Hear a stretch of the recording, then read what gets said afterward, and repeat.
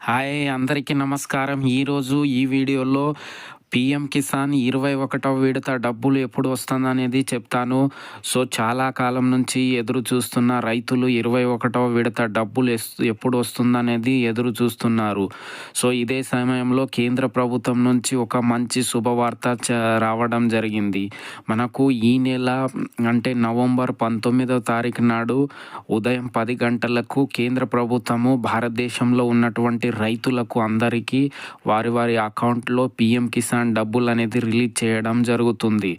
So, కావున రైతులు తమకు ఈ పీఎం కిసాన్ డబ్బులు 21వ విడత డబ్బులు రావాలంటే కంపల్సరీ ఈకేవైసీ చేసుకొని ఉండాలి. సో, ఒకవేళ ఈకేవైసీ చేయనట్లు ఉన్నట్లయితే బ్యాంక్లో వెళ్ళి ఆధార్ కార్డు ఓటీపీ బేస్డ్ చేసుకోవాలి.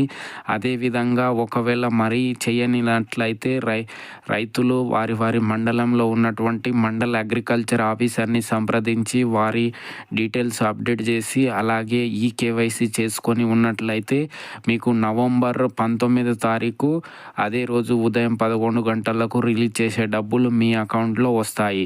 కావున ఈ 21వ విడత పీఎం కిసాన్ డబ్బులు రావాలంటే కంపల్సరీ దానికన్నా ముందు ఈకేవైసీ చేసుకొని ఉండాలి.